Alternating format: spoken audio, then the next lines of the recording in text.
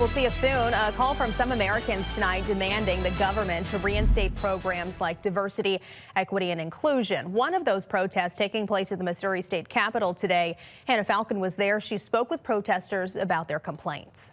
Protesters tell me this was largely organized online through social media platforms like TikTok and Reddit. They're gathered behind me very peacefully, dozens of them here on the steps of the Missouri Capitol. We will not back down! Part of a grassroots organization called 50 States, 50 Protests, One Day. Those chanting outside Missouri's Capitol are unhappy with the policies the Trump administration is implementing. Well, I just want to let them know that there's resistance out here, that we're not all buying into Trump's agenda. Among many complaints, the group is concerned about President Donald Trump's attacks on diversity, equity, and inclusion programs. DEI is being used as a battering ram for just about everything the Republicans want to do these days.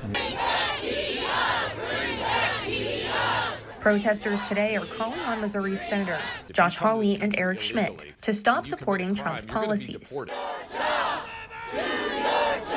Just yesterday, Schmidt introduced the Dismantle DEI Act. He wasn't available today, but in a statement he says, "America is the greatest meritocracy the world has ever seen, and no taxpayer dollars should be wasted on funding this divisive ideology which undercuts the values our country was founded on."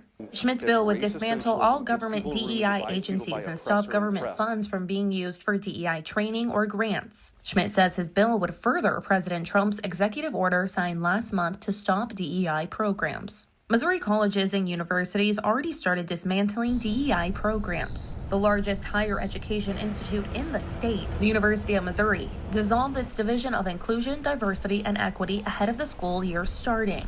Most recently, Missouri State University and Northwest Missouri State ended their DEI programs as well. Here in Jefferson City, several bills are already on the table that would further dissolve the state's DEI programs in businesses, schools, and government. I asked several of those bill sponsors for comment today, but did not get an answer. Reporting in Jefferson City, I'm Hannah Falcon. Tomorrow.